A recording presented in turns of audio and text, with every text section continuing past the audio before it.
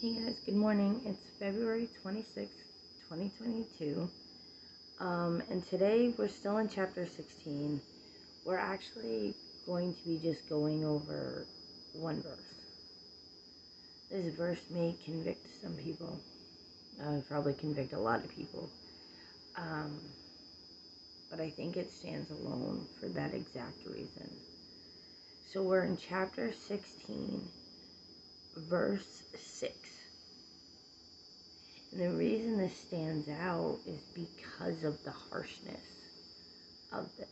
So I want to back up for a second. I want to talk about what we've already read. And we've already read that God gave Abram a promise for descendants. Sarah is barren. She cannot have children. So Abram and Sarah decide to take matters into their own hands. And so Abram sleeps with Hagar, and Hagar becomes pregnant. And then Hagar holds Sarah in contempt. So that's what's been going on. So we already see what happens when we take things into our own hands and we allow sin to come into our lives. But verse 6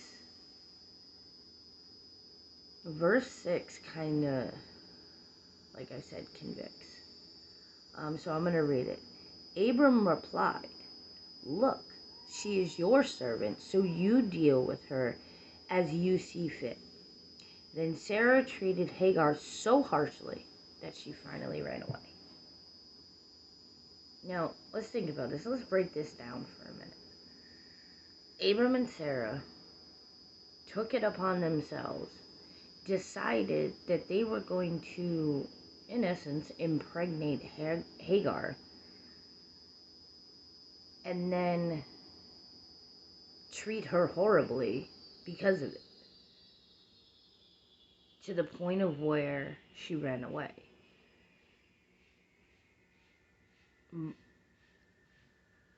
I know that sin affects other people. It doesn't just affect us, and I said that yesterday. But here's the second part of it. When we try to either cover up our sin or we try to overpower our sin that we've committed without the help of God, it just gets worse. So now, the woman who was supposed to give birth to Abram's descendant has run away because of the fact of how bad Sarah is treating her. So the thing they tried to fix just got worse because they tried to take it into their own hands. Where is your sin getting worse? And again, I'm going to remind you that there's no condemnation, but there is conviction. There is that moment where you sit there and you say, "Oh, no." And when in that moment, you can choose two paths. You can either go, "Oh no," and try to hide it, or you can go, "Oh no," and try to fix it. And try to fix it with God. Not by yourself, but with God. So we see this moment. They messed up. They knew they messed up. They shouldn't have taken it into their own hands. But now it's gonna get worse because now they're lashing out at the person who is supposedly supposed to do what God said he would do. And that's a little ridiculous if we break it down. But unfortunately, that's what sin does. It snowballs. Sin doesn't just, it starts off little. And then it gets bigger and bigger and bigger and bigger until you can't handle it. And it's completely out of control. But remember, God redeems. If you trust in God, if you fully 100% give your life to Jesus, He will help you. The Holy Spirit will help you and guide you into not doing that sin anymore. So I'm going to ask you a convicting question. And I'm asking myself the same thing. What sin are you committing that not only are you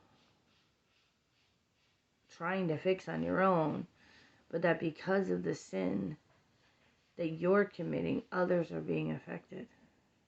And I know mine, or at least one of mine, and that's anger. Anger itself is not a sin. But how we react to anger is a sin. What we do with our anger. And I know my sin affects people around me.